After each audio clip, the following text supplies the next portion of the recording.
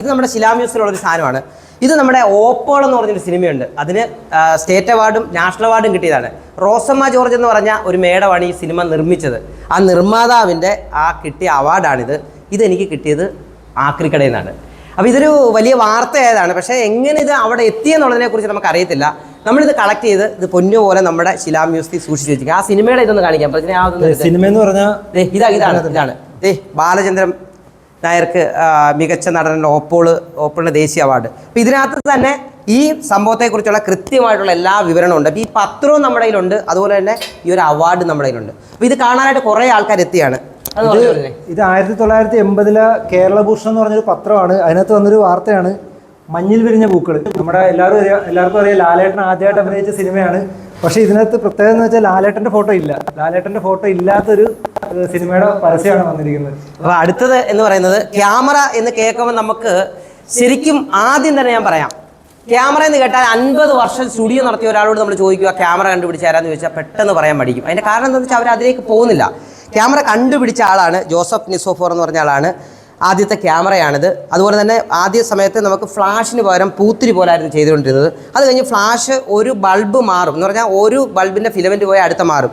അതുപോലെ തന്നെ ആദ്യത്തെ ഫോട്ടോയാണ്. അപ്പോൾ ഇതൊക്കെയാണ് നമ്മുടെ മ്യൂസിയത്തിന് പ്രത്യേകത. അപ്പോൾ ഇതൊക്കെയാണ് കുട്ടികളെ കാണിച്ചു കൊടുക്കുന്നത്. ഒരു ഫിലിം ഫെസ്റ്റിവലാകുമ്പോൾ നമുക്ക് ഏറ്റവും പ്രധാനം ക്യാമറയാണ്. അപ്പോൾ അതിൻ്റെ ആദ്യ തുടക്കം എന്താണെന്നുള്ളത് നമുക്ക് കാണിച്ചു കൊടുക്കാൻ വേണ്ടിയാണ് ഈ ഒരു രീതിയിലെത്തിയത്.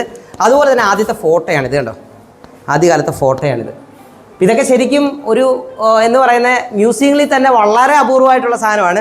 ഇനി അടുത്തത് ഞാൻ പറയാം. കൊഡാക്ക് എന്ന് പറഞ്ഞ കമ്പനിയാണ് ആദ്യമായിട്ട് ക്യാമറ ഇറക്കിയത്. അപ്പോൾ ഒഫീഷ്യലായിട്ട് ക്യാമറ കൊഡാക്ക് 1 ആണ്. ഇത് കൊഡാക്ക് 2 എന്ന് പറഞ്ഞ ക്യാമറയാണ്, ഫിലിമാണിത്. അപ്പോൾ ഇതിനകത്ത് ഒന്നുമില്ല, ചെറുതായിട്ട് വെട്ടം കയറി പോകുന്നു മാത്രമേ ഉള്ളൂ. അപ്പം നമ്മുടെ ക്യാമറയുടെ പ്രത്യേകത, നമ്മുടെ മ്യൂസിയത്തിൽ എത്തിയത് 280ഓളം ക്യാമറയുണ്ട്. അപ്പോൾ അതിനകത്ത് ഈ ക്യാമറയുടെ എല്ലാം സീരിയൽ നമ്പർ, അത് ഏത് വർഷം, ഏത് രാജ്യം, ഇതെല്ലാം കൃത്യമായിട്ട് രേഖപ്പെടുത്തിയിട്ടുണ്ട്. അങ്ങനെ ഒരു ക്യാമറയാണിത്. അതുപോലെ കൊഡാക്കിന്റെ കൊഡാക്ക് കമ്പനിയുടെ പരസ്യമാണ്. ആ വർഷം എന്ന് പറഞ്ഞേ 1939 പത്രമാണ്, മാതൃഭൂമി പത്രമാണ്. അപ്പൊ അതിനകത്ത് വേറെ സംഭവമുണ്ട്. സ്വർണ്ണവില കണ്ടോ? സ്വർണ്ണവില എന്ന് പറഞ്ഞാൽ ഒരു പവന് 23 രൂപ 11 പൈസയാണ് അന്നത്തെ സ്വർണ്ണവില. അപ്പൊ ഇതൊക്കെയാണ് നമ്മുടെ ഒരു ഓർമ്മകളായിട്ട് പോകുന്നത്. ഇനി ഇതൊക്കെ കുട്ടികൾക്ക് ഏറ്റവും വലിയൊരു സംഭവമാണ്. നമ്മൾ ഈ മറ്റേ ഉത്സവ സ്ഥലങ്ങളിലൊക്കെ പോകുമ്പോൾ കാണുന്ന ഒരു സാധനം, ഈ ഫിലിം പെട്ടി വാങ്ങിക്കും. നമ്മൾ സിനിമ കാണാൻ പോകുമ്പം അവിടുന്ന് കട്ട് ചെയ്യുന്ന ഫിലിം എടുത്തിട്ട് നമ്മൾ കാണും. ഇതിൻ്റെ ഒരു പ്രത്യേകത എന്ന് പറഞ്ഞാൽ എന്ന് പറഞ്ഞാൽ ഇതിങ്ങനെ വെച്ചിട്ട് ഇത് ഓരോന്ന് പറഞ്ഞ് ഇങ്ങനെ വിടാൻ പറ്റും. ഇപ്പോൾ ഓരോ പടം ഇങ്ങനെ വരും, 12 പടം ഇങ്ങനെ കാണാൻ പറ്റും. സാധാ ഫിലിം ഓരോന്ന് മാറ്റി വിടുന്നതുണ്ട് നമ്മുടെയൊക്കെ സാധാരണ ഉള്ളത്. അപ്പോൾ അതേപോലുള്ള പല സാധനങ്ങളാണ് നമ്മുടെ. ഇനിയിപ്പോൾ ഒരു വീഡിയോ ക്യാമറ ഞാൻ കാണിക്കാം. ഇത് 1930 വീഡിയോ ക്യാമറ. ഇതെന്ന് പറഞ്ഞാൽ വൈൻഡ് ചെയ്യുന്നത് ഇങ്ങനെയാണ്. ഇതുപോലെ വൈൻഡ് ചെയ്യും. ഇതുപോലെ വൈൻഡ് ചെയ്തിട്ട് ഇത് വീഡിയോ എടുക്കുന്നതെന്ന് പറഞ്ഞത് ഇങ്ങനെ. ഇതിന് സൗണ്ട് കേൾക്കാം. ഇത്രയാണ്. ഈ സൗണ്ട് കേൾക്കുമ്പോൾ നമുക്ക് മനസ്സിലാവും പഴയ സിനിമ ഓർമ്മ വരും. കാരണം ആ ഒരു റീൽ ഓടുന്ന സംഭവം, ആ റീൽ ഓടുന്ന സൗണ്ടാണ് നമ്മുടെ ഈ ഒരു ക്യാമറയ്ക്ക്. ഇതേപോലുള്ള പഴക്കമുള്ള ഏകദേശം 280 ക്യാമറയാണ് നമ്മുടെ കളക്ഷനിലുള്ളത്. വീഡിയോയിൽ തീരത്തില്ല, നിങ്ങൾ പറഞ്ഞാൽ ഇനിയും കുറേ സാധനം ഇരിപ്പുണ്ട്.